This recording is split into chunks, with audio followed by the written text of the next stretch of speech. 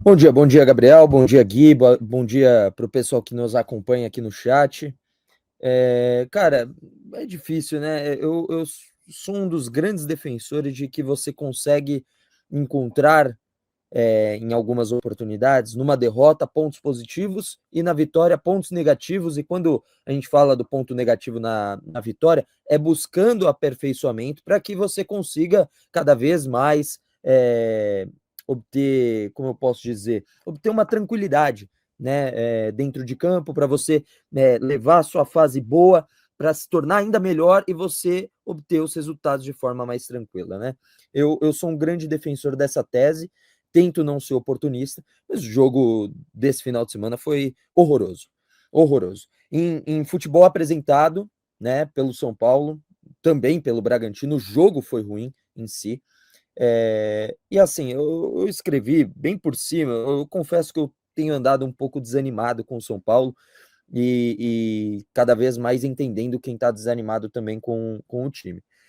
Isso não é necessariamente ser o pessimista, mas assim, tentar ser o mais realista possível e entender que essa é a realidade do São Paulo. No momento, essa é a realidade do São Paulo, infelizmente. É, e acima de tudo, cara, eu fiquei fazendo o pensamento, né, quando eu vi o jogo no sábado, é, que é o seguinte: o São Paulo ele quer ir para a Libertadores, ele quer estar na principal competição, ele quer figurar entre os principais times, né, do continente e tudo mais. Mas parece que não. E eu não tô falando assim, é a impressão, tá? Eu não tenho dúvida que os jogadores devem se esforçar aí, mas parece que não. Parece que a realidade do São Paulo é jogar contra o time do interior da Venezuela, entendeu? Mas tá desmerecendo os caras da Venezuela. Pô, não tá, meu. Não tá. Não é comparar. E assim, o São Paulo passar a ser um frequente participante de Sul-Americana, para mim, e eu escrevi isso respondendo um cara no Twitter, né? Que para mim é a falência moral do São Paulo. É a falência moral do São Paulo. Não financeira, que também trágica a situação financeira do São Paulo, mas é a falência moral do São Paulo se acostumar a virar um time de Copa Sul-Americana. Não pode.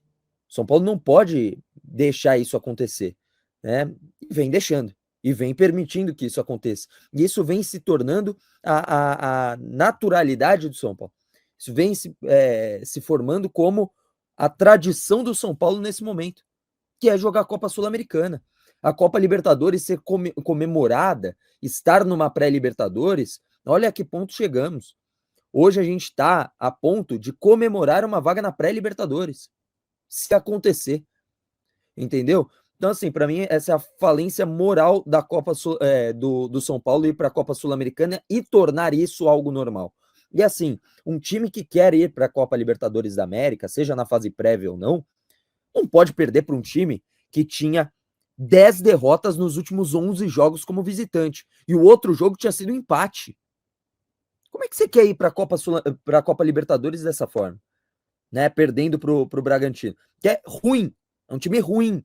Os caras contrataram o Wagner Mancini para salvar do rebaixamento. Entendeu a realidade do São Paulo? Perder em casa, né? E não vou nem entrar nesse mérito. Mas assim, cara, a conta não fecha. Então, assim, um time que quer ir para Libertadores ou pré-Libertadores não pode perder esse tipo de jogo. E aí, quando perde, merecidamente ficará de fora da Libertadores. Não é a minha torcida.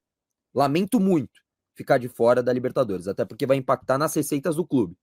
Mas não fez por merecer isso. Não está fazendo por merecer. Pode até ser que no final do ano conquiste. Pode ser. Mas mais uma vez, será o que nos últimos anos o sucesso do São Paulo vem sendo. Pontos fora da curva. A naturalidade ao São Paulo tropeçar e cair.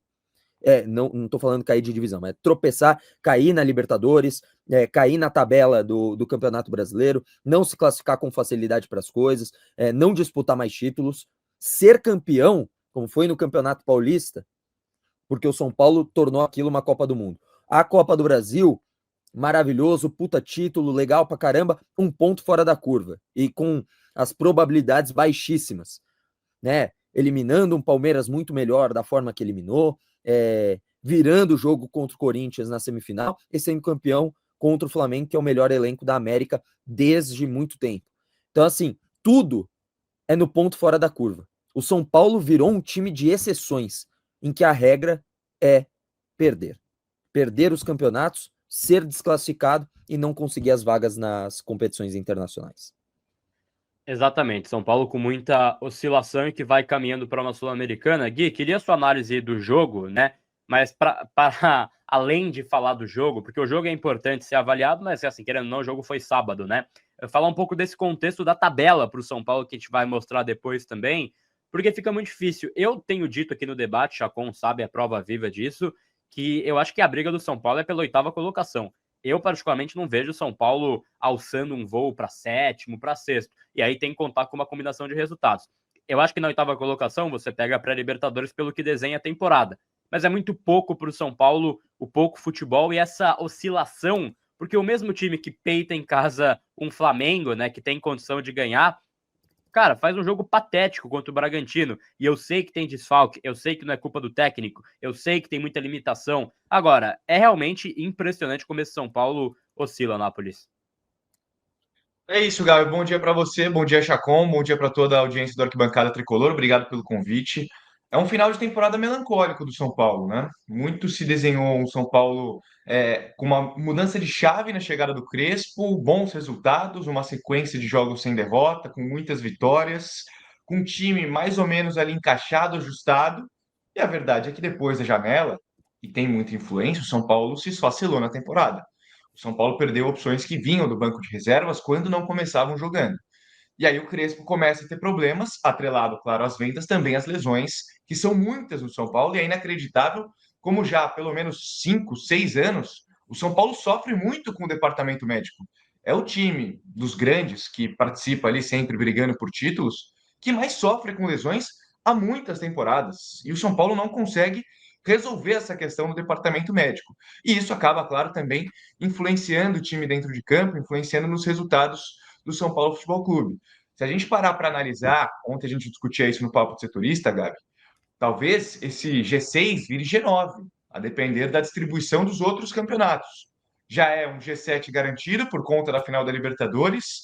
Se o Atlético ficar ali entre os 8 primeiros e ganhar a Copa Sul-Americana, abre mais uma vaga. E tem também a possibilidade do Cruzeiro ganhar a Copa do Brasil e esse G6 virar um G9, ou seja, o nono colocado indo para a Libertadores. O São Paulo, é bom ressaltar, não faz por merecer essa vaga na Copa Libertadores. Tem aí 45 pontos, como você citou, eu acho que não chega na sétima colocação, não consegue alcançar o Fluminense. Faltam pouquíssimos jogos para tirar essa diferença de 6 pontos ou 7 para o Botafogo, mesmo com a dupla carioca não jogando um bom futebol nesse momento, passando por dificuldades, principalmente o Fluminense quando joga fora de casa. O Zubeldia acertou o time para jogar dentro do Maracanã. Ainda não perdeu, ganhou todos os jogos. Mas fora de casa, o Fluminense é uma tragédia. E mesmo assim, eu acho muito difícil o São Paulo tirar essa diferença em poucos jogos. Faltam 5 rodadas só para o Campeonato Brasileiro acabar, exceto aqueles times que têm jogos a menos, como, por exemplo, o Palmeiras, o Santos, enfim, o próprio Atlético Mineiro que a gente vê na imagem.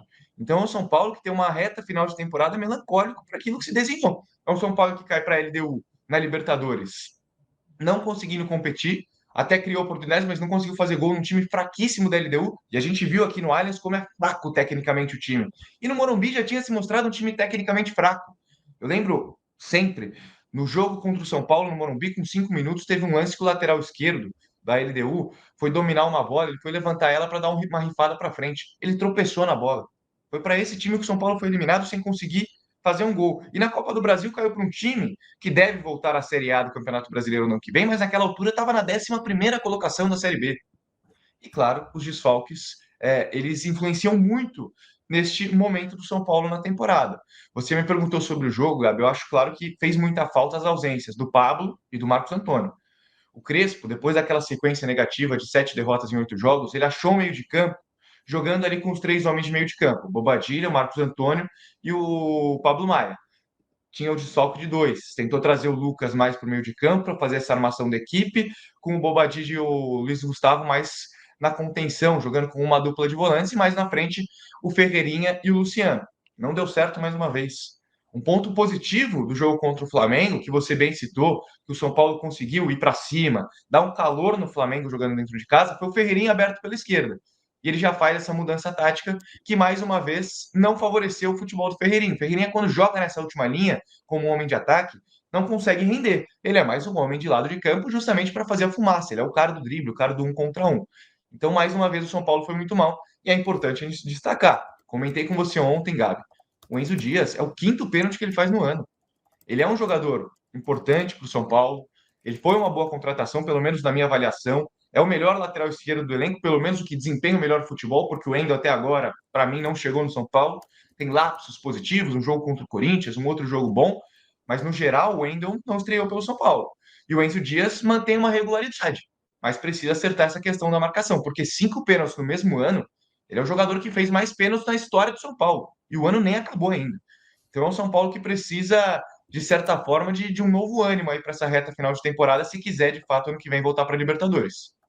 É isso, de acordo com você. Não, Diga, Chacon. Gabriel, só para aproveitar, isso que o Gui falou, eu concordo 100%, mas olha que tristeza, né? Porque o São Paulo, ele é um time que precisa contar com o sucesso dos outros, né? Porque para o São Paulo ir para a Libertadores, ele precisa contar, obviamente, o título de Palmeiras ou Flamengo, aí é indiferente, né? As duas equipes vão brigar até o final no Campeonato Brasileiro, então ambas estarão já cedendo uma vaga para G7, né? Para pré-Libertadores, e ainda torcer para o Cruzeiro na Copa do Brasil. E são 4 possibilidades aí. Porque se o Cruzeiro cair pro Corinthians, acabou. Acabou o sonho de São Paulo, né? E se o Cruzeiro passar a chegar na final, ainda tem que bater o Fluminense aí, enfim, contas e mais contas, né? O Fluminense sendo campeão também pode ajudar o São Paulo de certa forma. Mas entende como não depende mais do São Paulo? O São Paulo não consegue mais fazer o básico para depender só de si próprio. Por quê? A meta era o G6 no Campeonato Brasileiro. Não consegue fazer mais isso, né? E ano passado, inclusive, eu sinto que o São Paulo também fez um ponto fora da curva dentro do Campeonato Brasileiro, de conseguir uma vaga como G6, né? Conseguiu. E também contou com o sucesso dos demais para poder abrir mais espaço, para ele poder ir direto para. Ele não consegue pelas próprias pernas a vaga direta na Copa Libertadores da América. O São Paulo ficou para trás. O São Paulo está num processo, eu tenho falado isso, de civilização, né? Que é o quê? Um time que disputa Europa League lá na Europa, né? Um time que disputa a 2ª divisão dos principais campeonatos europeus. Agora tem 3 lá, né? Mas é isso. Enquanto o Barcelona, o Real Madrid, o Atlético de Madrid se solidificam no G4 lá do Campeonato Espanhol, o Sevilha luta lá pela vaga na Liga Europa. E de vez em quando consegue uma boquinha na Libertadores. É isso que virou o São Paulo.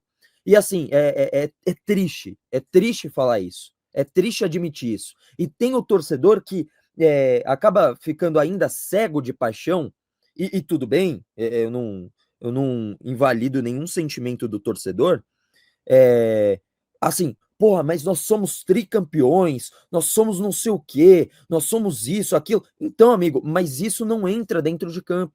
Isso acaba que não entra dentro de campo, né? O que entra dentro de campo é o sucesso que o time consegue